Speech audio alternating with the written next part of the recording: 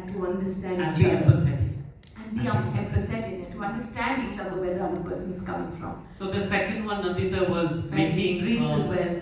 making a film with a social message. Right. What's the capitalist? What's the box office issue there? It's tough, you know. I mean, the 40 films that I worked in 10 different languages, you'll barely know 4 or 5, because many of those films have just, died. They were shown in some festival in their own state. These were all mostly pre-digital OTT time. So, but those stories are documented. I feel the true test to judge any form of art is only time. If something stands the test of time, that's good, and with that you can term it as a good art.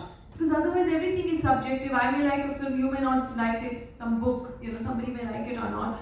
So I think despite that, you have to be true to what you believe in and the kind of work I do. So I'm already aware that my film is not going to be this box office hit. So there are no disappointments. It's a choice I've made and to you do a make it in certain... a contained budget as well. You make it in as frugal, in fact.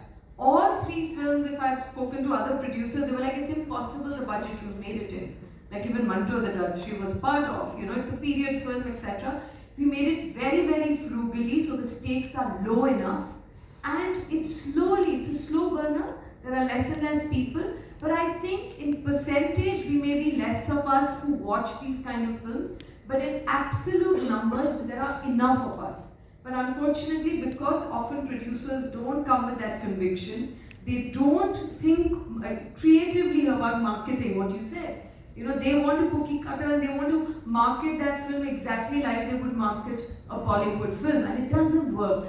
But again, I'm always sort of, believing about time. But just one line on this, so Zwegato, which was my last film, which you mentioned, was released just after COVID, but it's still not an OTT platform. It's about the gig economy, the struggles of these food delivery riders, and how they are caught in this world of algorithm and rating and incentive. So it's a very relevant film, and I'm struggling. But does that dissuade me from doing such films? Would I then end up doing something that I know will be released and will have? Then I'll have to really kill my soul for it, right? So and the last one was, can we hold heroes who are misogynists and show violence in their movies, can we hold them accountable for the damage that they can? Of course we have to hold accountable. Freedom of expression doesn't mean that there is no accountability. There's greater accountability. Whether the heinous crime that you talked about, which was like totally turned my stomach, and I'm sure all of us, and many such things. I mean, Zainab talked about these kind of issues that happen, these kind of incidents that happen on a daily basis.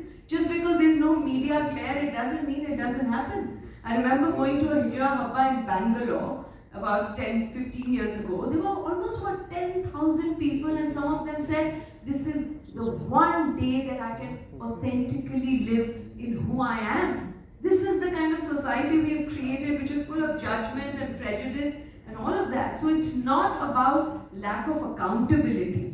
It is, but I mean, that's a whole different conversation. What you and I were having about whether capital punishment is a solution to something like that, So. Amish,